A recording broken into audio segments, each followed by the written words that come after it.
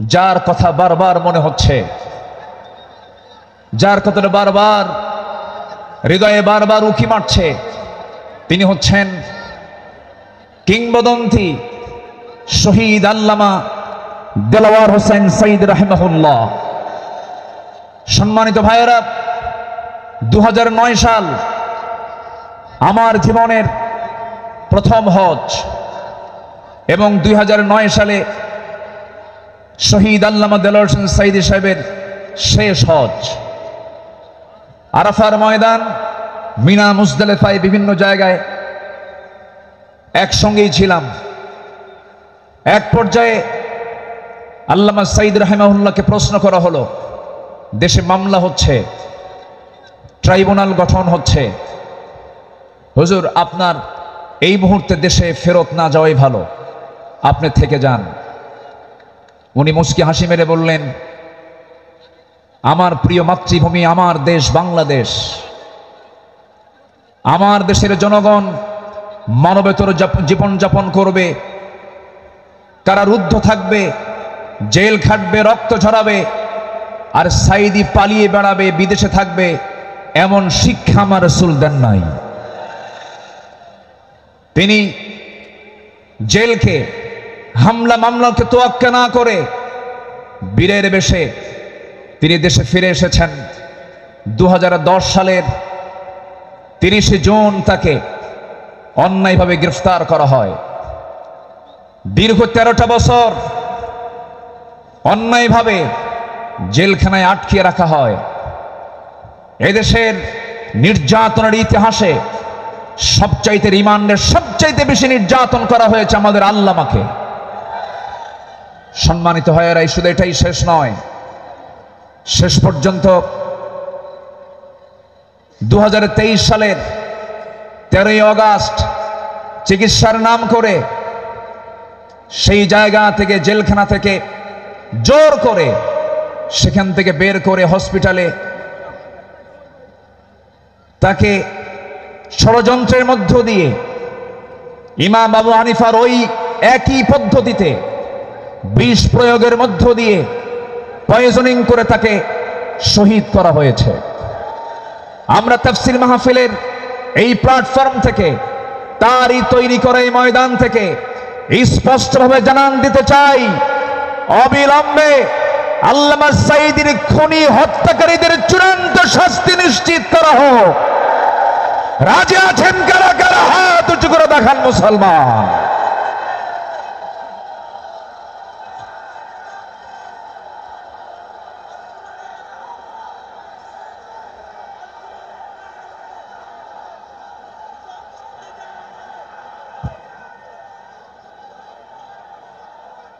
আল্লাহ কবুল করুন, জোরে বলে আমিন। 3টা অপরাধের কোনো ক্ষমা নাই। কয়টা? 3 অপরাধের কোনো ক্ষমা নাই। নাম্বার 1 কতলুন নফস, যারা হত্যাকারী তাদের কোনো ক্ষমা হতে পারে না। নাম্বার 2 আশ-শাইখুজ জানি, যারা বুড়ো জেনাকার, যারা বুড়ো হওয়ার পরও যারা জেনা করে তাদের কোনো ক্ষমা নাই। যারা দিন থেকে বের হয়ে যায় মুরতাদ, তাদের কোনো ক্ষমা নাই।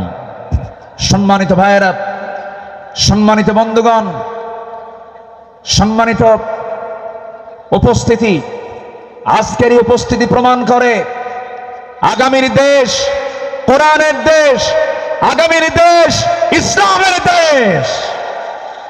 আল্লাহ কবুল করুন, জোরে বলে আমিন। আরো জোরে আমিন। আমার পরে আমাদের সবার কলিজার টুকরা মাজলুম দেশে থাকতে পারেন নাই, অনেক জুলুম তার উপর করা হয়েছে। ডক্টর মিজানুর রহমান আজহারি হাফিজাহুল্লাহ আসবেন, কিন্তু এইরকম যদি আপনারা সাইড টক করেন, কথা বলেন, যদি আওয়াজ করেন, আলোচকের কানে যদি সাইড আওয়াজ যদি চলে আসে, আলোচনা কি ভালো হতে পারে? তাহলে এই বিষয়টি একটু খেয়াল করার আমি অনুরোধ করব, একটু মেহেরবানি করে, কোনো আওয়াজ না করে, মেহেরবানি করে যে যেখানে আছেন মনোযোগ দিয়ে আমরা কথাগুলো শুনবো। জোরে বলি ইনশাআল্লাহ। يا أيها الذين صلوا عليه وسلموا تسليما اللهم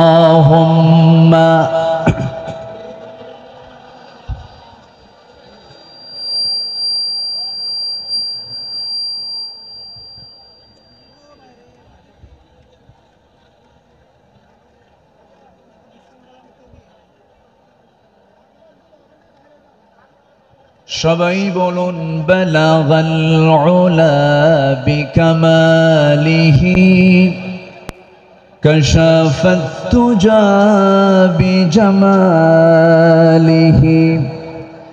হাসানাত জামিউ খিসালিহি সাল্লু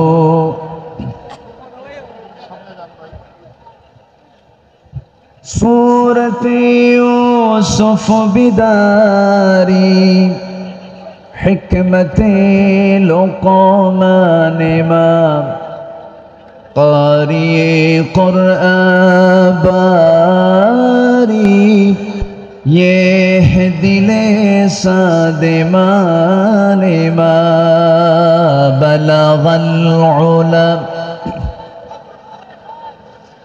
كشف التجى بجماله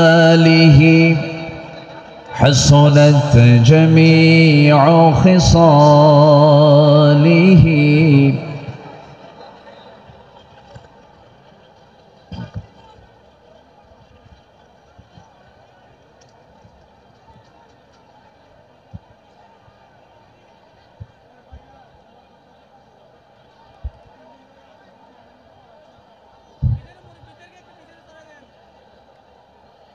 প্রাকৃতিক সৌন্দর্যের অপরূপ লীলাভূমি কক্সবাজার জেলার পেকুয়া উপজেলার মরহুম মাওলানা শহীদুল্লাহ স্মৃতি সংসদ পেকুয়া সমাজ উন্নয়ন পরিষদ কর্তৃক আয়োজিত অষ্টম বার্ষিকী তাফসীরুল কোরআন মাহফিল 2024 আজকের এই মহতি ঐতিহাসিক মাহফিলের সম্মানিত সুযোগ্য সভাপতি দক্ষিণ এশিয়ার বৃহত্তম ইসলামী সংগঠন বাংলাদেশ জামাত ইসলামীর কক্সবাজার জেলা শাখার সম্মানিত সুযোগ্য আমির নন্দিত আলেমী দ্বীন অধ্যক্ষ মাওলানা নূর আহমদ আনোয়ারি আজকের এই মাহফিলের সম্মানিত প্রধান মুফাসসির বিশ্বনন্দিত আলেমী দ্বীন কোটি কোটি মুসলিম তৌহিদি জনতার হৃদয়ের স্পন্দন আমার অত্যন্ত কাছের আমার প্রিয় আমার অনুজ ডক্টর মিজানুর রহমান আজহারি হাফিজাহুল্লাহ আজকের এই প্রোগ্রামের বরেণ্য অতিথিবৃন্দ বিশেষ করে জীবন্ত শহীদ তালহা বিন ওবায়দুল্লাহর যোগ্য উত্তরসূরি বাংলাদেশ জামাত ইসলামীর কেন্দ্রীয় কর্ম পরিষদের সদস্য জনাব ডক্টর শফিকুল ইসলাম মাসুদ হাফিজাহুল্লাহ আজকের এই প্রোগ্রামের সম্মানিত সঞ্চালক আমার স্নেহধন্য এই মাহফিলের স্বপ্নদ্রষ্টা আমার অত্যন্ত কাছের বিশিষ্ট ব্যবসায়ী স্মার্ট পাঞ্জাবি শপের কর্ণধার মোহাম্মদ নিয়ামতুল্লাহ নিজামী উপস্থিত হাজারাত উলামায়ে কেরাম ফদলা ইজাম সুশীল সমাজ জাতির শ্রেষ্ঠ সন্তান শিক্ষক মণ্ডলী জাতির বিবেক, সাংবাদিক বৃন্দ, প্রশাসনের দায়িত্ব নিয়োজিত কর্মকর্তা বৃন্দ, সামনে উপস্থিত, দূরে কাছের বিভিন্ন স্থান থেকে ছুটে আসা কালেমার ঝান্ডাবাহী, তৌহিদের পতাকাবাহী, দ্বীন ইসলামের নরসারদুল বীর মুজাহিদ, প্রাণ প্রিয় সম্মানিত দ্বীনী ভাইরা, আড়ালে বসে আছেন সম্মানিত মা বোনেরা, আলোচনার সূচনায় আনুষ্ঠানিকতার মধ্য দিয়ে আমার পক্ষ থেকে আবারও দিল খোলা সালাম, আসসালামু আলাইকুম ওয়া রাহমাতুল্লাহি ওয়া বারাকাতুহু। মহান রব্বে করিমের শুকরিয়া আদায় করছি যে মহান আল্লাহ সুবহানাহু ওয়া তাআলা একটি অনুকূল পরিবেশ তৈরির মধ্য দিয়ে তাফসীর মাহফিলের সেই হারানো চিত্র আমরা আবার ফেরত পেয়েছি। সেই মহান রব্বে করিমের দরবারে আমরা সবাই লাখো কোটি শুকর আদায় করি। জোরালো কণ্ঠে সমস্বরে আওয়াজ দিয়ে একযোগে বলে উঠছি আলহামদুলিল্লাহ। জোরে বলি আলহামদুলিল্লাহ। সবাই বলছে আল্লাহুম্মা ইন্নী আসআলুকা আল হুদা ওয়াত তুকা ওয়াল আফাফা ওয়াল গিনা। আমরা মহান রবের শুকর আদায় করে নিলাম।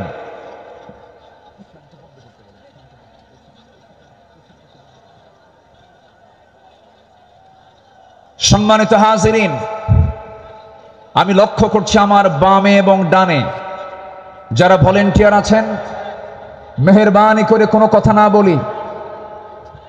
এই তাফসীর মাহফিলে কথা বলার অনুমতি কয়জনের বলেন তো? একজনের। মসজিদে কথা বলে কয়জন? একজন। যদি আপনিও কথা বলেন তাহলে মাহফিল আর মাহফিল থাকবে না, মাহফিল বাজার হয়ে যাবে। এই জন্য আমি সবার কাছে করজনে মিনতি জানাই,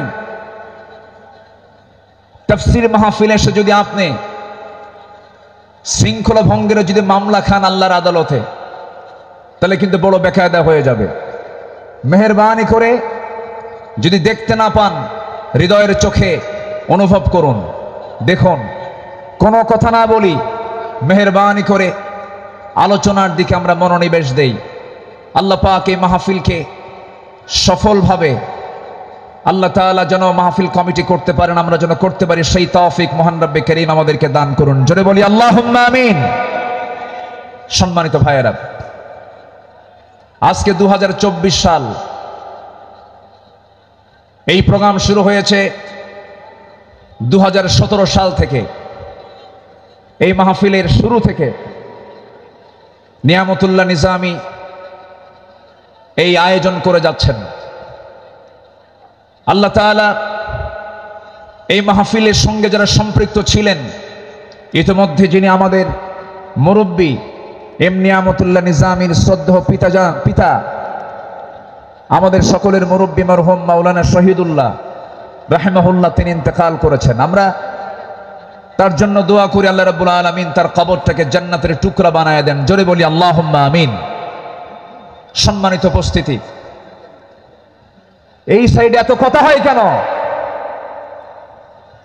কোনো কথা বলা যাবে না তো? একটু মেহেরবানি করে আমরা, হ্যাঁ, একটু মেহেরবানি করে, পিছনে এলইডি আছে, প্রজেক্টর আছে, আপনি দেখতে পাবেন। মেহেরবানি করে মাহফিলের সৌন্দর্য রক্ষার দায়িত্ব একার না সবার? সবার। মেহেরবানি করে ডান পাশের আওয়াজটা মেহেরবানি করে বন্ধ করুন প্লিজ। আমার দিকে এখন তাকান। সম্মানিত দ্বীনী ভাইরা, সম্মানিত বন্ধুগণ, এই কোরআনের মাহফিলের এই সৌন্দর্য ওরা মুছে দিতে চেয়েছিল, একটা মহল ধ্বংস করতে চেয়েছিল। যেখানেই মাহফিল সেখানেই তারা বাধার সৃষ্টি করেছিল, যেখানেই মাহফিল সেখানেই তারা বিভিন্ন নানা ষড়যন্ত্র সৃষ্টি করেছিল। অসংখ্য আলেমকে বিগত 16 বছর অন্যায়ভাবে গ্রেফতার করে জেলখানা আটকে রেখে তাদের বাক শক্তিকে রুদ্ধ করে রেখেছিল। সম্মানিত ভাইয়েরা, আমরা সেই পরিবেশ আবারও ফিরে পেয়েছি, বলি আলহামদুলিল্লাহ। এই মুহূর্তে শুরুতে এই তাফসীরের এই প্ল্যাটফর্মে বসে আমি আলোচনার সূচনায় কোরআনে কারীমের গুরুত্বপূর্ণ একটি সূরা সূরাতুল আহজাব থেকে আমি 4টি আয়াতে কারীমা আমি তেলাওয়াত করেছি, যেখানে আমার নবীকে আল্লাহ তাআলা তার কিছু গুণগত দিক তুলে ধরেছেন। এই পৃথিবীতে যত নবী এসেছেন, সকল নবীর ভিতরে সবচাইতে বেশি সম্মানিত নবী হচ্ছেন মুহাম্মদুর রাসূলুল্লাহ। জোরে বলুন মুহাম্মদুর রাসূলুল্লাহ। আল্লাহ তাআলা তার রাসূলকে নাম ধরে ডাকতে পারতেন, কিন্তু নাম ধরে ডাকেন নাই। কি সম্মান দিয়েছেন! আমার নবীর সম্মানটা কত! আল্লাহ রাব্বুল আলামিন অন্য নবীদের নাম ধরে ডেকেছেন, ডাক দিয়েছেন। আল্লাহ রাব্বুল আলামিন বলছেন, ইয়া আদামু উসকুন আনতা ওয়া যাওজুকাল জান্নাহ। ডাক দিয়েছেন, ওয়া মা তিলকা বিয়ামিনিকা ইয়া মূসা। ডাক দিয়েছেন, ইয়া ইয়াহইয়া খুযিল কিতাবা বিকুওয়া। আল্লাহ তাআলা সব নবীকে হরফে নিদা প্রয়োগ করে ডাক দিয়েছেন, কিন্তু একটা বারের জন্য আমার রাসূলকে নাম ধরে ডাকলেন না, অথচ কোরআন তার উপরে নাজিল হয়েছে।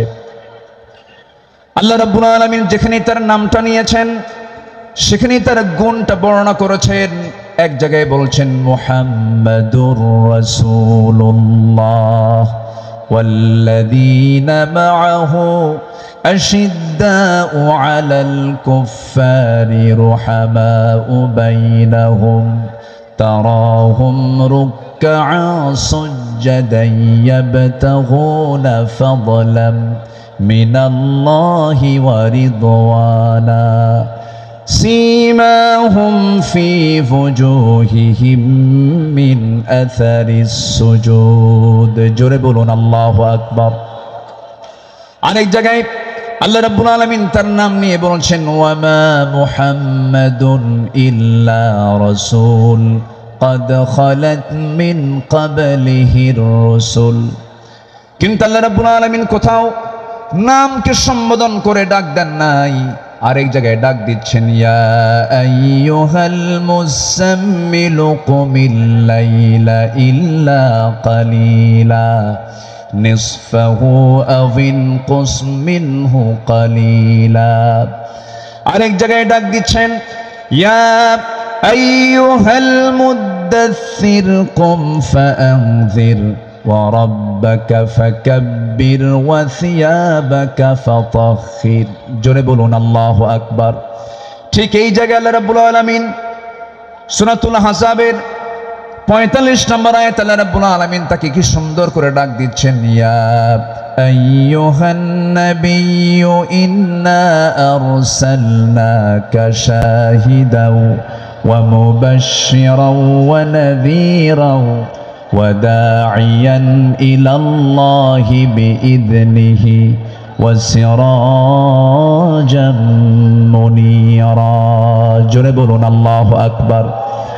হে আমার নবী, আমি আপনাকে পাঠিয়েছি সাক্ষী করে, শাহিদ করে, মুবাশশির করে, সুসংবাদদাতা করে, ওয়া নাযীরা ভীতি প্রদর্শনকারী করে পাঠিয়েছি, এবং আল্লাহর পথে দায়ী করে পাঠিয়েছি।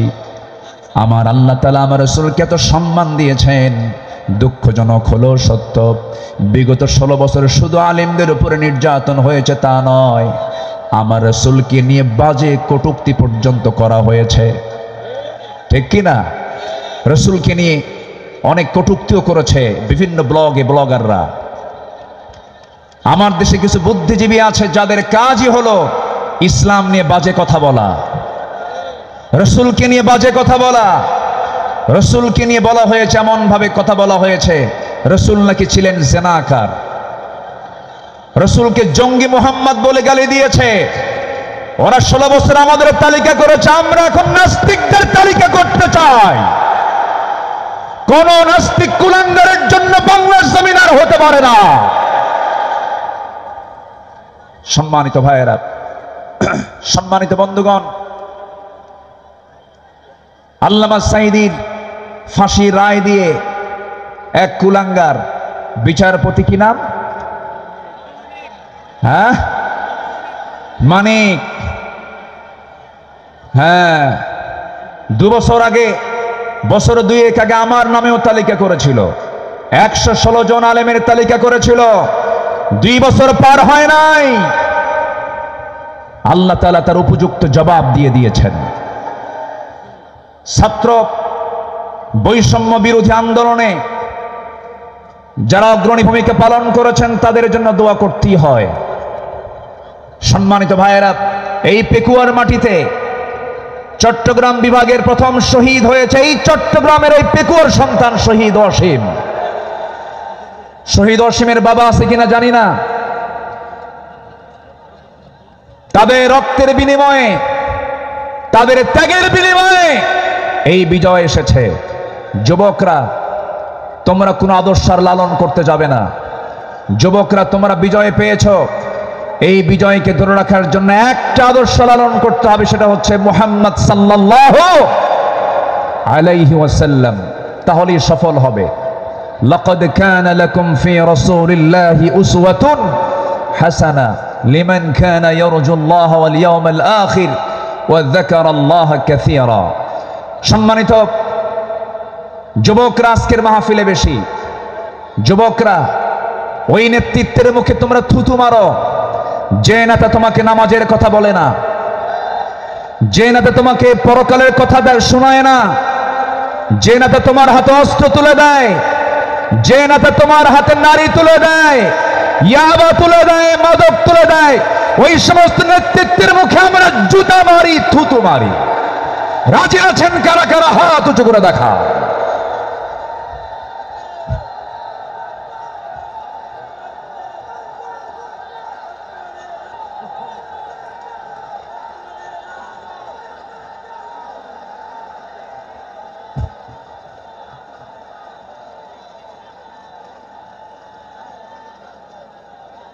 আল্লাহ কবুল করুন, জোরে বলি আল্লাহুম্মা আমিন। যুবকরা, তোমাদের হাতে আগামীর বাংলাদেশ, নতুন বাংলাদেশ গড়ার জন্য কোন আদর্শ আমরা মানি না, আমরা মানি উসওয়া হাসানা, নবীর আদর্শ, নবীর আদর্শ, নবীর আদর্শ। আল্লাহ কবুল করুন, জোরে বলে আমিন। প্রত্যেক মাহফিলে টাইম সিলেকশন থাকে না, আজকের মাহফিলে টাইম সিলেকশন আছে। আমাকে খুব অল্প সময়ের মধ্যে হয়তো আমাকে শেষ করতে হবে, এই জন্য আমাকে সামারাইজ করে, সংক্ষিপ্ত করে কিছু কথা বলতে হচ্ছে। সম্মানিত ভাইয়েরা, সম্মানিত বন্ধুগণ, এই মাহফিলের এই প্ল্যাটফর্মে 16 বছর যারা এই কাজ করেছেন তাদেরকে ভালোভাবে মাহফিল করতে দেওয়া হয়নি। আমি আব্দুল্লাহ আল আমিন, আমাকে কত জায়গা থেকে মাহফিলের এই প্ল্যাটফর্ম থেকে, এই চেয়ার থেকে কতবার ধরে নিয়ে যাওয়া হয়েছে এটার হিসাব আমার নাই। সাতক্ষীরায় গেলাম, খুলনায় গেলাম, পাবনাতে, পাবনার দারুল আমান ট্রাস্ট, আল্লামা সাঈদীর শেষ মাহফিল ছিল 2010 সাল। এরপরে 2011, 12, 13, 14 এই কয়েক বছর মাহফিল কোনো মতো করতে পারছি। এরপরেই 2015 সালে সেই মাহফিল করতে গিয়ে আমাকে লক্ষ্য করে গুলি পর্যন্ত করা হয়েছে। সম্মানিত ভাইয়েরা, এরকম করে তারা চেয়েছিল এই আওয়াজকে বন্ধ করতে, কিন্তু না, কোরআনের আওয়াজ যারা বন্ধ করতে চেয়েছে তাদের আওয়াজই বন্ধ হয়ে গেছে। তারা কি আছে? আলেমরা পালায়, আস্তে কোন আলেমরা পালায়। পালায় কারা? আমাদেরকে যারা রাজাকার বলে গালি দিয়েছে, পাকিস্তানি রাজাকার বলেছে, আমরা কেউ পাকিস্তান যাই নাই, দিল্লি রাজাকার সব দিল্লি গিয়ে বসে আছে।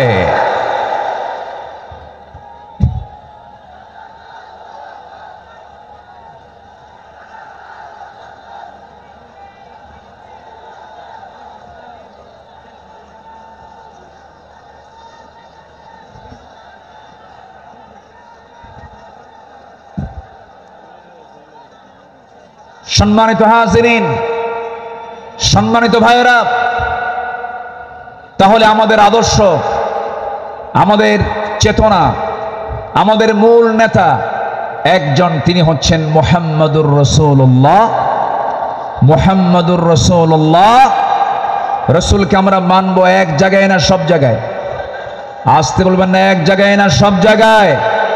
সব জায়গায়। রসুলকে নামাজে মানবেন, রসুলকে রোজায় মানবেন, রসুলকে দাড়িতে মানবেন, রসুলকে মিষ্টি খাওয়াতে মানবেন, রসুলকে আপনি উহুদে মানবেন না, রক্ত ঝরাতে মানবেন না, দাঁত ভাঙবেন না, রাষ্ট্র পরিচালনায় রসুলকে মানবেন না। আপনি উম্মত নন, আপনি ভণ্ড, আপনি প্রতারক। রসুলকে সব জায়গায় মানতে হবে, তিনি আমার মডেল। আল্লাহ তাআলা আমাকেই শুধুমাত্র সেই নেতৃত্বে মানতে দিয়েছেন, মানার জন্য অর্ডার দিয়েছেন, তিনি হচ্ছেন মুহাম্মদ সাল্লাল্লাহু। ঘটনা কি এখানে কি হয়েছে শোনা যায় না নাকি? কোনো সমস্যা, কোনো অসুবিধা নেই তো? বলি আলহামদুলিল্লাহ। কিন্তু এই সাইডটা কন্ট্রোল হচ্ছে না। নিজামি কোথায়? এই সাইডটা আওয়াজ হচ্ছে বারবার। মেহেরবানি কোনো কথা না বলি, মেহেরবানি করে এই সাইডটা একটু বন্ধ রাখুন, আওয়াজটা বন্ধ রাখুন। সম্মানিত ভাইয়েরা, সম্মানিত বন্ধুগণ, একটু আমার দিকে তাকান। সম্মানিত ভাইয়েরা, রাসূলুল্লাহর আদর্শ কেমন ছিল? আমার নবীজির চারিত্রিক সনদ পৃথিবীর কোনো একাডেমি দেয়নি। আমার নবীজির চারিত্রিক সনদের সার্টিফিকেট দিয়েছেন স্বয়ং কে? আসতে বলবেন না, তিনি কে? আল্লাহ তাআলা। আল্লাহ রাব্বুল আলামিন তার শানে বলেছেন, ওয়া ইন্নাকা লাআলা খুলুকিন আযীম ফাসাতুবসিরু ওয়া ইউবসিরুন। আমার বন্ধুগণ, রাসূলকে যখন মক্কার কাফের মুশরিকরা নানাভাবে কটূক্তি করা শুরু করে দিল, কেউ বলল লেজ কাটা, কেউ বলল নির্বংশ, কেউ বলল নতুন ধর্মের প্রবর্তক, রসুল কিনে আজে বাজে কথা যখন বলা শুরু হয়ে গেল, আমার নবীর শানে আল্লাহ রাব্বুল আলামিন সূরা কালাম নাজিল করে সব সুস্পষ্ট জানায় দিলেন, হে রাসূল, আপনাকে যে যা বলে বলুক, কোনো হতাশ হবেন না, কোনো চিন্তা করবেন না, আপনি হলেন সুমহান চরিত্রের অধিকারী। জোরে বলি সুবহানাল্লাহ। রাসূলকে উপহার দিলেন সূরা কাউসার। যারা পারেন ঠোঁট মিলিয়ে বলুন, ইন্না আ'তাইনাকাল কাউসার ফাসাল্লি লিরাব্বিকা ওয়ানহার ইন্না শানিআকা হুয়াল আবতার। হে রাসূল, আমি আপনাকে হাউজে কাউসার দান করেছি, অতএব আপনি নামাজ পড়ুন, আপনি কোরবানি করুন। যারা বলবে লেজ কাটা, তারাই হলো প্রকৃত লেজ কাটা। আমাদেরকে কত গালি দিয়েছে।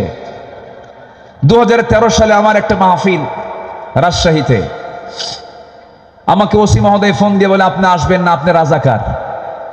বললাম, আপনি আমাকে রাজাকার বলেন, আপনি কি আমাকে চিনেন? কে শুনেছি। বললাম, 1971 সালে তো আমার মায়েরই বিয়ে হয় নাই। 71 সালের ঘটনা, 1971 সালের ঘটনা। সাক্ষীর জন্ম হলো 76। সাক্ষীর জন্ম কি? 76। তাহলে এই সাক্ষী 71-এর ঘটনা দেখলো কেমনে? রুহের জগৎ থেকে দেখছে। এইরকম করে মিথ্যাচার করে তারা চালিয়েছিল 16 বছর। ফেরাউন পৃথিবীতে বেঁচে ছিল হলো 1600 বছর, এরা ছিল 16 বছর। সংখ্যার যে মিল হলো কেমনে বুঝলাম না। একটা সংখ্যার মিল আছে না নাই? চরিত্রেরও মিল আছে। ফেরাউনের একটাই সমস্যা ছিল, সেটা হলো আমাকে ক্ষমতায় থাকতেই হবে, প্রয়োজনে আমার মানুষ দরকার নেই, মেরে শেষ করুন। ওয়াস্তাহইউনা নিসাআকুম। ফেরাউন কি করেছিল? জীবিত মায়ের পেট চিরে ছেলে সন্তানগুলোকে হত্যা করেছিল। এই পৃথিবীতে হত্যা রাজনীতি, ক্ষমতাকে পাকাপোক্ত করার জন্য হত্যা রাজনীতি প্রথম শুরু করেছিল ফেরাউন। আর যারা পৃথিবীতে হত্যা রাজনীতি করে, তারা সবগুলো ফেরাউনদের প্রেতাত্মা। ফেরাউনকে আমরা বিদায় জানিয়ে দিয়েছি। সেদিন এক মাহফিলে বললাম এই কথা, একজন সামনে থেকে দাঁড়ানো, হুজুর, ওটা ছিল পুরুষ ফেরাউন, আর আমাদের দেশেরটা ছিল হলো লেডিস ফেরাউন। সম্মানিত ভাইয়েরা, আমার নবীজির যে আদর্শের দিকগুলো আমি আলোচনা করতে চাচ্ছি। নাম্বার 2 হচ্ছে আমার নবী হচ্ছেন 1 নম্বর বিশ্ব শ্রেষ্ঠ চরিত্রে তিনি অধিকারী। নাম্বার 2 হলো আমার নবীজির সালাত ছিল সবার চাইতে কম না বেশি? তিনি সেজদা দিয়েছেন কম না বেশি? সবচেয়ে বেশি সেজদা দিয়েছেন মুহাম্মদুর রাসূলুল্লাহ। মুহাম্মদুর রাসূলুল্লাহ তিনি বলেছেন ওয়াজুইলা কুররাতু আইনি ফিস সালাহ। রাসূলের কাছে নামাজ ছিল হলো চক্ষু শীতলকারী। নাসাই শরীফের হাদিস। সম্মানিত ভাইয়েরা, আমার নবীজির নামাজ ছিল অনেক লম্বা। তিনি যখন নামাজে দাঁড়িয়ে পড়তেন লম্বা সময় নিয়ে নামাজ পড়তেন। সেজদায় যখন যেতেন তার চোখের পানি এত পড়তো যায় নামাজ ভিজে যেত। এবং তিনি যখন কাঁদতেন হাদিসে এসেছে তার কান্নাটার আওয়াজ এমন হতো চুলার উপরে পানি গরম দিলে যেমন টকবকের একটা আওয়াজ হয়, আমার নবীজি যখন কাঁদতেন তখন টকবক করা পানির মতো আওয়াজ হতো আমার নবীজির মুখ থেকে।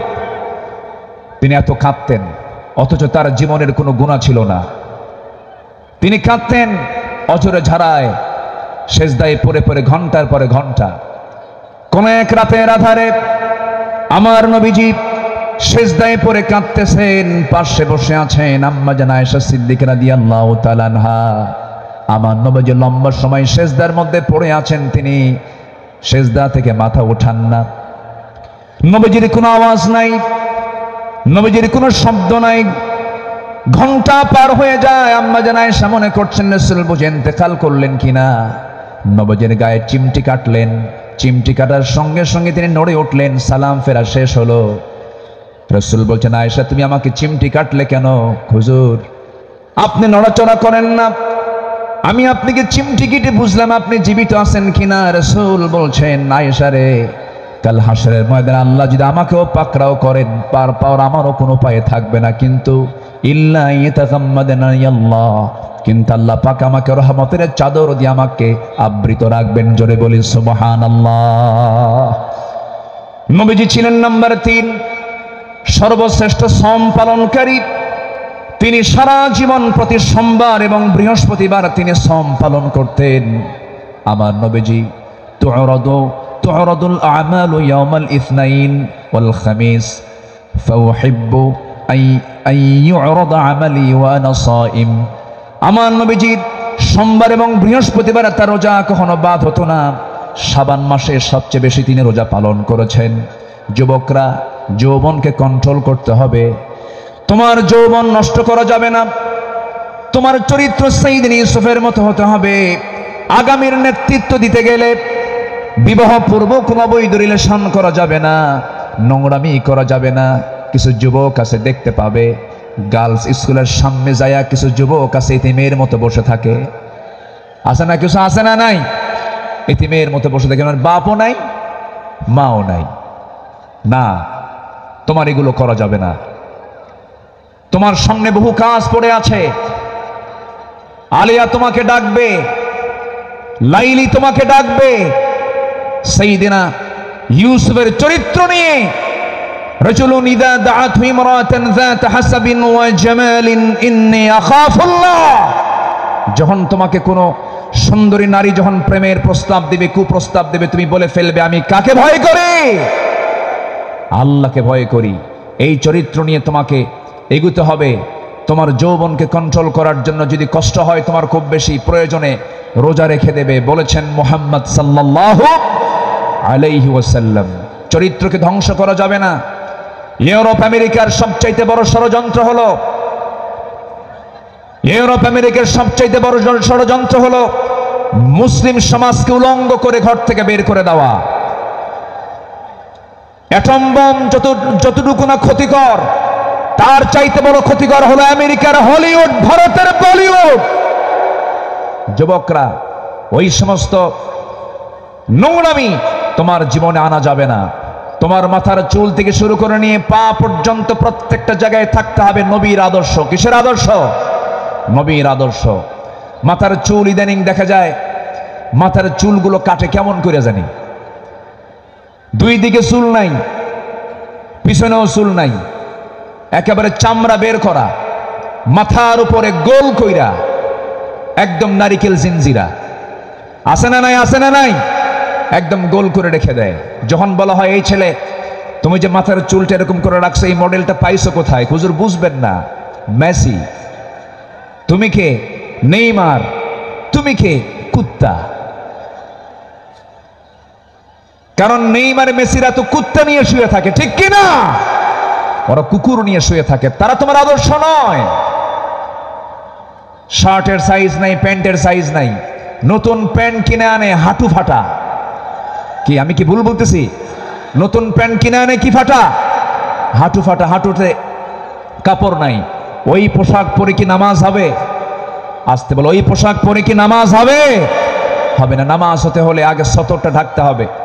অনেকদিন আগে এক মসজিদে ঢুকলাম আমি, নামাজ শুরু করব, ঢুকেই তো 2 রাকাত নামাজ। আমাদের দেশে বিভিন্ন মসজিদে লেখা থেকে লাল বাতি জ্বলাকালীন অবস্থায় নামাজ নিষেধ, এটা মানবেন না। আমার নবীজির সুন্নাহ যদি মানেন তাহলে মসজিদে ঢুকেই কয় রাকাত নামাজ পড়েছেন মুহাম্মদ সাল্লাল্লাহু আলাইহি ওয়াসাল্লাম। তো আমি ভিতরে ঢুকে নামাজ শুরু করবো, দেখি সামনে এক যুবক নামাজে দাঁড়াইছে, এরকম একটা প্যান্ট আর শার্ট নিয়া। তো ভাবলাম দেখি ওর নামাজটা আগে দেখি। রুকুতে যখন গেছে, রুকুর ঠেলায় দেখি শার্ট উপরে, প্যান্টটা নিচের দিকে, মাঝখানে ফাঁকা। তো ভাবলাম এই তো রুকুর হাল, সেজদায় যে কি হবে আল্লাহ জানে। সেজদায় যখন গেছে তখন দেখি প্যান্ট খুইলা আন্ডার প্যান্ট বের হয়েছে। এই হলো পোশাকের হাল। এই জাতীয় কোনো পোশাক যুবকরা পরবে না। তোমার সূরত এবং সিরাত হতে হবে নবীর আদর্শ উজ্জীবিত, নবীর আদর্শের মতো হতে হবে, নবীর আদর্শকে লালন করতে হবে।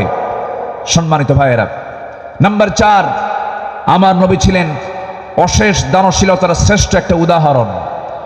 তিনি বেহিসাবি দান করতেন, কিচ্ছু রাখতেন না, সব দিয়ে দিতেন দিন প্রতিষ্ঠার সংগ্রামে। রাসূল যেদিন মারা যাবেন, আমার নবীজির ইন্তেকালের সময় হয়ে গেল, নবীজি দুনিয়া থেকে বিদায় নেবেন। আম্মা জান আয়েশার উরুর উপরে মাথা রেখেছেন। নবীজি যে কোনো মুহূর্তে দুনিয়া থেকে বিদায় নেবেন। এমন সময় বলছেন, আয়েশা রে, আমি মনে হয় দুনিয়া থেকে বিদায় নেব, আমার মনে হয় বিদায় লগনটা চলে আসছে, যে কোনো মুহূর্তে মালাকুল মউত চলে আসবে। দেখো তো আমার ঘরের মধ্যে কোনো কিছু আছে নাকি। গোটা ঘর তালাশ করে কয়েকটা স্বর্ণের টুকরা বের হলো। আমার নবীজি হাতের তালুতে নিয়ে বললেন, আয়েশা, এতটুকুন সম্পদ আমি রাখতে চাই না, এতটুকুন সম্পদ আমি একামতে দিনের কাজে আমি দান করে দুনিয়া থেকে বিদায় হতে চাই। আমার নবীজি 2 হাতে দান করেছেন। নাম্বার 5 হলো পৃথিবীর সবচেয়ে শ্রেষ্ঠ সৎ প্রেমময় এবং সৎ ন্যায়পরায়ণ স্বামী ছিলেন। আম্মা জান আয়েশা বলেন, রাসূল আমাকে এত পরিমাণ ভালোবেসেছেন, রাসূল বলেছেন শরীর খাবার যেমন শ্রেষ্ঠ, আমার স্ত্রী হলো সবার মধ্যে শ্রেষ্ঠ। আমি আয়েশাকে দারুণ ভালোবাসি। আমার নবীজি একজন আদর্শ স্বামী ছিলেন, শ্রেষ্ঠ স্বামী ছিলেন। আমার নবীজির চারিত্রিক গুণ নিয়ে যদি আমরা আলোচনা করতে যাই, গোটা রাতেও শেষ হবে না, কেউ কোনোদিন শেষও করতে পারবে না। কারণ তার চারিত্রিক সনদ আল্লাহ পাক নিজে দিয়েছেন। আর তার চরিত্র হলো কানা খুলুকুল কোরআন, তার চরিত্রই হলো কোরআনে কারীম। জোরে বলি সুবহানাল্লাহ। আমার নবীর নাম্বার 6, তিনি ছিলেন একজন অলংকারিত শ্রেষ্ঠ বাবা। এমন বাবা পৃথিবীতে আর খুঁজে পাওয়া যাবে না। রাসূল 4 মেয়ের বাপ ছিলেন। কয় মেয়ের বাপ ছিলেন বলেন? আস্তে কয় মেয়ের বাপ ছিলেন? আল্লাহ পাক আমাকেও আপনাদের দোয়ায় 4টা মেয়ের বাবা আমাকে বানিয়েছেন। এত আস্তে আলহামদুলিল্লাহ বললেন, বিয়ে কি আপনি দিবেন নাকি? এটা জোরে বলেন না আলহামদুলিল্লাহ। হ্যাঁ, 4টা মেয়ের বাবা ছিলেন মুহাম্মদ সাল্লাল্লাহু আলাইহি ওয়াসাল্লাম। নবীজি মেয়েদেরকে বিয়ে দিয়েছেন।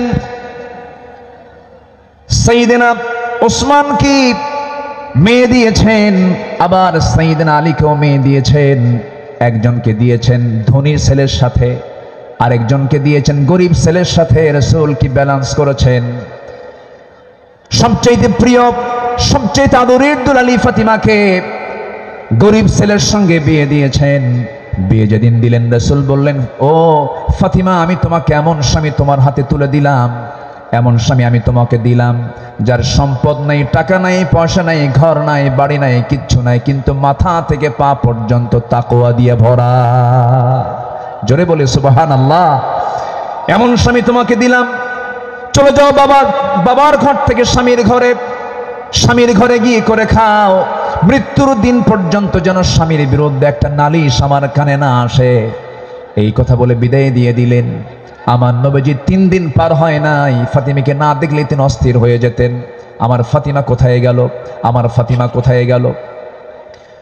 আমার নবীর ঘরে একদিন ফাতিমা আসলেন। বসে বসে তিনি সালাত আদায় করছেন। রাসূল বলছেন, ফাতিমা বসে বসে নামাজ পড়া তো তোমার ঠিক নয়, তুমি তো যুবতী মানুষ। এবার তিনি বলছেন, আব্বা জান, আমিও জান আমি বসে বসে নামাজ পড়ি না, কিন্তু দাঁড়িয়ে দাঁড়িয়ে নামাজ পড়ার হেতু হলো আমি যে দাঁড়িয়ে দাঁড়িয়ে নামাজ পড়ব, আমার গায়ে যে জামাটা দেখতে পাচ্ছেন বাবা, এর পিছনের একটা অংশ তালিযুক্ত অংশ আছে। আমি যদি দাঁড়িয়ে থেকে নামাজ আদায় করতে যাই, আপনার চোখে এই তালি অংশটুকু পড়তে পারে। আপনি হয়তো আমার স্বামীর ব্যাপারে নেগেটিভ সেন্স আনতে পারেন, হারে আমার মেয়ে কালী কাপড়ে কষ্ট দেয়, আমার স্বামীর এতটুকু দুর্নাম প্রকাশ পেয়ে যাক, আমি এটা চাই নাই বলে আমি বসে বসে নামাজ আদায় করছি। জোরে বলি সুবহানাল্লাহ। এবং মেয়েকে বিয়ে দিয়ে বললেন, ও আমার মেয়ে ফাতিমা, স্বামীর ঘরে চলে যাও। মৃত্যুর দিন পর্যন্ত যেন স্বামীর বিরুদ্ধে একটা নালিশ যেন আমার কানে না আসে। সংসার করে খাও। বিয়ের পরে বাবার ঘরের চাইতে শ্রেষ্ঠ ঘর হলো স্বামীর ঘর, স্বামীর ঘরে করে খাও। কিন্তু আজকের বাপরা কি তা কয়? আজকের বাপরা কি কয় জানেন? মেয়ে বিয়ে দিয়ে কয়, মা চলে যা স্বামীর ঘরে, যদি কিছু বলে শুধু ফোন দিবি, খাইয়া ফালামু। ঠিক আছে না? না, এই আচরণ করা ঠিক নয়। আমার নবীজি একদিন বসে আছেন, ফাতিমা রাদিয়াল্লাহু তাআলা আনহা তিনি তার আব্বার সঙ্গে দেখা করার জন্য আসছেন। এসে বলছেন, আব্বা আপনি হলেন রাষ্ট্রপ্রধান, আপনি যা বলবেন তাই হয়ে যাবে। আমি অভিযোগ নিয়ে আসি না, স্বামীর সঙ্গে পরামর্শ করে এসেছি। আমরা যে ঘরে থাকি ভাড়ার ঘর, মেঝেটা কাঁচা, গায়ে পায়ে কাপড়ে ময়লা লেগে যায়। আপনার 2টা নাতি হাসান হোসেন, এদেরকে নিয়ে আমি সামলাতে পারি না। দেখুন তো একটা খাদেম নিযুক্ত করা যায় নাকি, একটা কাজের মানুষ নিযুক্ত করা যায় নাকি? আমার রাসূল বলছেন, ও আমার কলিজার টুকরা মেয়ে ফাতিমা, এদিকে আসো। তোমার বাবা তার নিজের কাপড় নিজে ধৌত করে, নিজের ঘর নিজে ঝাড় দেয়। তোমার পিতা কারো সাহায্য নেয় না তার ব্যক্তিগত কাজের ক্ষেত্রে। আমি চাই আমার মেয়ে ফাতিমা তুমি এমনই থেকে যাও, দুনিয়াটাকে বড় করার চেষ্টা করো না ফাতিমা। আমি তোমাকে একটা আমল শেখায় দিচ্ছি, তুমি যাও সে আমলটা করো। সুবহানাল্লাহ, আলহামদুলিল্লাহ, আল্লাহু আকবার 33, 34 বার করে সকাল সন্ধ্যা পড়বে। আমার আল্লাহ তোমার সমস্ত কাজের জিম্মাদার হয়ে যাবেন। জোরে বলি সুবহানাল্লাহ। আমার বন্ধুগণ, নাম্বার 7 হলো রাষ্ট্রে প্রথম মসজিদ প্রতিষ্ঠা তিনি করেছেন, ইসলামী সংস্কৃতি প্রতিষ্ঠা করেছেন। নাম্বার 8 হলো বিশ্ববাসীর জন্য তিনি প্রেরিত কোরআনের প্রথম এবং শ্রেষ্ঠ প্রধান শিক্ষক তিনি। ইন্নামা বুইসতু মুআল্লিমান বুইসতু লিউতাম্মিমা মাকারিমাল আখলাক। রাসূল বলেন, আমি পৃথিবীতে প্রেরিত হয়েছি মানুষের চারিত্রিক মানকে তার চূড়ান্ত শিখরে পৌঁছে দেবার জন্য। জোরে বলি সুবহানাল্লাহ। নাম্বার 9 হলো যুদ্ধের ময়দানে তিনি ছিলেন অগ্রগামী, সাহসী একজন নেতা। বদর, উহুদ, খন্দক এই সমস্ত যুদ্ধ তার প্রমাণ। প্রতিটা যুদ্ধে আমার নবী সবার পেছনে না সবার আগে, সবার পেছনে না সবার আগে, সবার আগে। সবচেয়ে মার খেয়েছেন উহুদের ময়দানে, সবচাইতে বেশি রক্ত ঝরিয়েছেন মুহাম্মদুর রাসূলুল্লাহ, মুহাম্মদুর রাসূলুল্লাহ সাল্লাল্লাহু আলাইহি ওয়াসাল্লাম। নাম্বার 10, সময় তো অল্প, আমাকে সংক্ষিপ্ত করে বলতে হচ্ছে। নাম্বার 10, সর্বদা তওবার জন্য অস্থির চিত্তের অধিকারী, অস্থির মনের অধিকারী। সর্বদা তিনি তওবা করতেন এবং তিনি বলতেন, তুবু ইলাল্লাহ ফাইন্নী আতুবু ফিল ইয়াউমি 100 মাররা। ও আমার সাহাবীরা, তোমরা বেশি করে তওবা করো, আমি বিশ্বনবী সারাদিনে 100 বারেরও বেশিবার তওবা করি। আল্লাহু আকবার। এই আমলগুলো আল্লাহ পাক সবাইকে করার তৌফিক দান করুন। জোরে বলি আমিন। নাম্বার 11, এই পৃথিবীতে তিনি সবচাইতে বড় জাকির ছিলেন, সবচাইতে বেশি তিনি জিকির করানেওয়ালা ছিলেন মুহাম্মদ সাল্লাল্লাহু আলাইহি ওয়াসাল্লাম। তিনি বলেছেন, মান ক্বালা সুবহানাল্লাহ ওয়া বিহামদিহি ফি ইয়াউমিন মিআতিন মাররাতিন হুত্তাত খাতায়াহু ওয়া ইন কানাত মিসলা জাবাদিল বাহর। অর্থাৎ যদি কেউ 100 বার সুবহানাল্লাহ বিহামদিহি এটা যদি বলতে পারে, তাহলে সমুদ্রের ফেনা পরিমাণও যদি গুনাহ হয়, সেই গুনাহ আল্লাহ পাক তার জীবন থেকে সাফ করে দিবেন। রাসূল তার জিহ্বা সর্বক্ষণ কার জিকিরে ব্যস্ত থাকতো? আসতে বলবেন, কার জিকিরে ব্যস্ত থাকতো? আল্লাহর জিকিরে। নাম্বার 12 হলো ধৈর্যশীলতার জীবন্ত উদাহরণ ছিলেন মুহাম্মদুর রাসূলুল্লাহ সাল্লাল্লাহু আলাইহি সাল্লাম। ধৈর্য কাকে বলে, ধৈর্য কি, তার বাস্তব প্রমাণ হচ্ছেন মুহাম্মদ সাল্লাল্লাহু আলাইহি ওয়াসাল্লাম। মক্কায় 13টা বছর তিনি মার খেয়েছেন, কত নির্যাতন সহ্য করেছেন, কত অত্যাচার তিনি সহ্য করেছেন। মক্কার 13 বছরের সাহাবায়ে কেরামকে মেরে মেরে রক্তাক্ত করেছে, খাব্বাবকে মেরে জ্বলন্ত অঙ্গার পিঠের মধ্যে ঢুকে গেছে, চর্বি দিয়ে অঙ্গার নিভে গেছে, তবুও তাদের মুখ থেকে একবারের জন্য বাদ যায়নি লা ইলাহা ইল্লাল্লাহ। কি ধৈর্যশীলতার তিনি পিরামিড ছিলেন, ধৈর্যের এক পিরামিড ছিলেন মুহাম্মদ সাল্লাল্লাহু আলাইহি ওয়াসাল্লাম। মক্কার মাটিতে নির্যাতন করা হয়েছে, সাহাবায়ে কেরামদের উপরে অমানবিক পাশবিক অত্যাচার করা হয়েছে, কিন্তু এক চুল পরিমাণ তারা নড়েন নাই। বেলালের কথা কে না জানেন, সুমাইয়ার কথা কে না জানেন, ইয়াসার পরিবারের কথা কে না জানেন। এই সমস্ত সাহাবায়ে কেরামের রক্তদানের মধ্য দিয়ে দিন কায়েম হয়েছে। সম্মানিত ভাইয়েরা, দিন কায়েমের জন্য যদি ধৈর্যের পরিচয় দিয়ে 13 বছর মক্কায় মার খেয়ে মদিনার 10 বছরে যদি সাহাবায়ে কেরামের জীবন দিতে হয়, আমার নবীজির দান্দা মোবারক শহীদ করতে হয়, কোমর যদি হারাতে হয়, আমার নবীজির মাথা থেকে পা পর্যন্ত অসংখ্য আঘাতের চিহ্ন যদি বহন করতে হয় নবীজির জীবন থেকে, সেই দিন কায়েমের জন্য আগামীর বাংলাদেশ আমরা দিন প্রতিষ্ঠার জন্য যদি আমাদের রক্ত দিতে হয়, জীবন দিতে হয়, সেই নবীর পন্থায় কি জানমাল কোরবান দিতে রাজি আছেন? রাজি আছেন কারা কারা? হাত উঁচু করে আল্লাহকে সাক্ষী রেখে দেখায় দেন।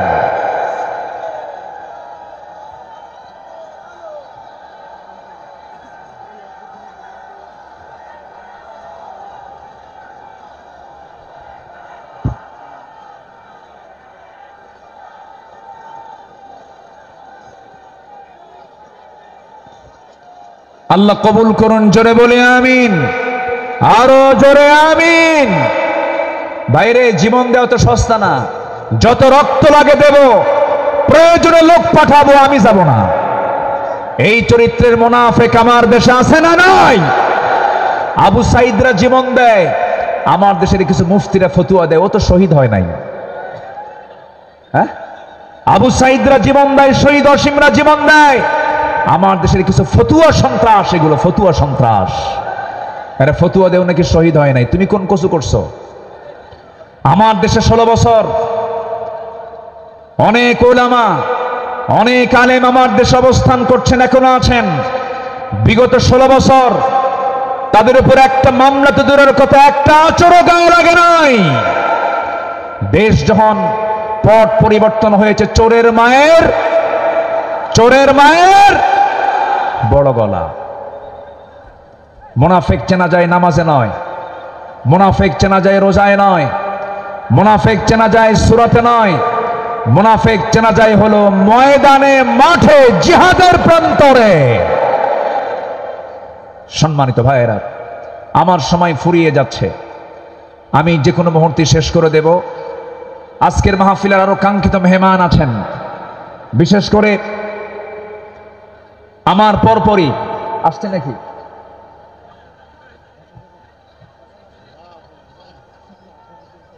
হ্যাঁ, আচ্ছা, জি।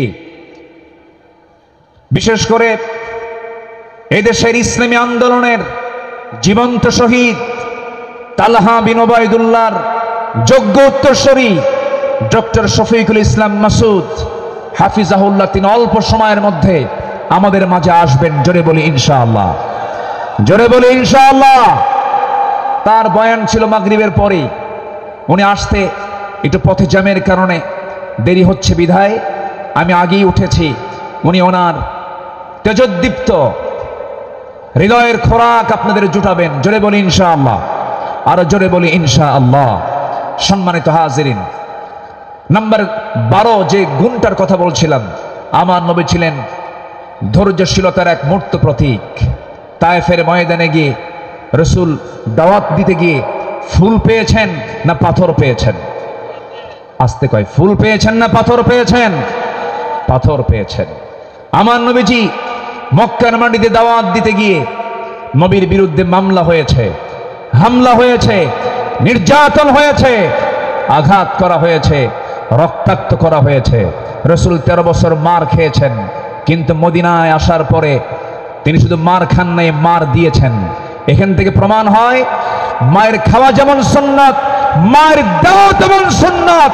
প্রয়োজনে বাতিল শক্তিকে আঘাত করার জন্য মায়ের দিতে হবে।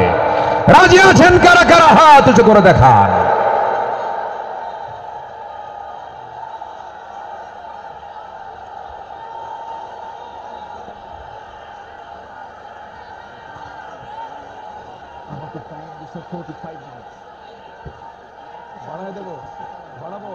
আচ্ছা,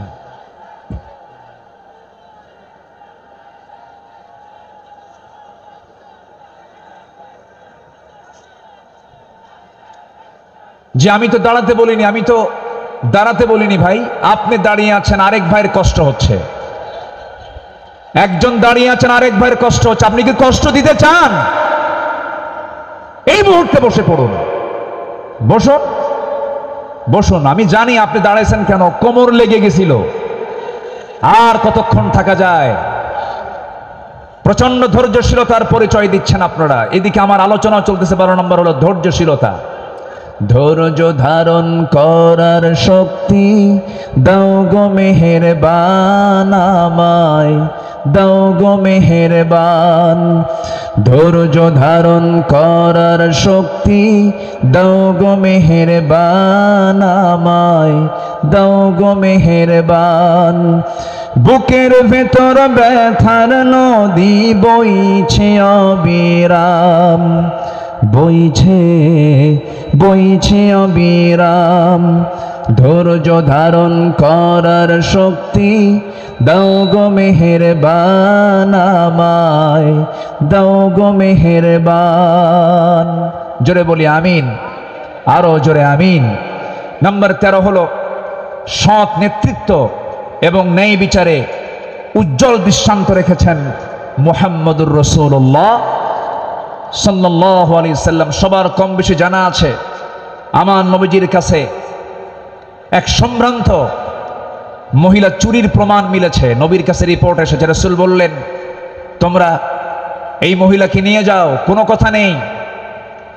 ইসলামের যে সিদ্ধান্ত, হাত কেটে ফেলা, ফাকতাউ আইদিয়াহুমা, আস-সারিকু ওয়াস-সারিকাতু ফাকতাউ আইদিয়াহুমা, কোনো কথা নেই, চুন্নি হলেও হাত কেটে দিতে হবে। সেই সম্ভ্রান্ত পরিবারের সদস্যবৃন্দ সাইয়েদনা ওমর ফারুকের কাছে গেলেন, গিয়ে বলতেছে, সাইয়েদনা ওমর, আপনি যদি একটু সুপারিশ করতেন, হয়তো আমাদের রাসূল একটু এখানে ক্ষমার দৃষ্টিতে দেখতেন, লঘু শাস্তি দিতেন। সাইয়েদনা ওমর ফারুক যখন তার কাছে গিয়ে বললেন, ইয়া রাসূলুল্লাহ, সম্ভ্রান্ত পরিবারের মেয়ে, দেখুন তো একটু এই জায়গায় শাস্তিটাকে কমিয়ে লঘু করা যায় কিনা।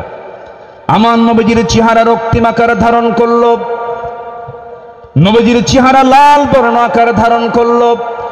নবীজি এবার বলছেন, ওমর, তোমার দারাজ কণ্ঠ কোথায় গেল? তোমার আওয়াজ তো খুব স্লো হয়ে গেছে, তুমি এমন দারাজ কণ্ঠ তোমার হারিয়ে গেল কেন? ওমর, তুমি আমাকে যে প্রস্তাব দিতে এসেছো, আমি তোমাকে স্পষ্ট ভাষায় জানান দিতে চাই। এই জায়গায় যদি আল্লাহি লাউ আন্না ফাতিমাতু বিনতে মুহাম্মদ সারাকাত লাকাতাতু ইয়াদাহা, যদি এই মুহূর্তে আল্লাহর কসম করে বলি, আমার কলিজার টুকরা ফাতিমা বিনতে মুহাম্মদ যদি চুরি করে ধরা পড়ে যেত, আমি রাসূল সময়কে সাক্ষী রেখে নিজ হাতে আমি আমার ফাতিমার হাত কেটে দিতাম। জোরে বলি আল্লাহু আকবার, আরো জোরে আল্লাহু আকবার। সেই বিচার, সেই শাসনকে আমরা দেখতে চাই। সেই বিশ্বনবীর তৈরি করা, তিনি যে পার্লামেন্ট তৈরি করেছিলেন, যে আদালত কায়েম করেছিলেন, কোরআনের আদালত, সেই কোরআনের আদালতকে আমরা দেখতে চাই। তাহলে আমরা সৎ এবং যোগ্য নেতৃত্ব কায়েম করব, সেই কাজে আমরা নিজেকে প্রস্তুত করব। জোরে বলি ইনশাআল্লাহ।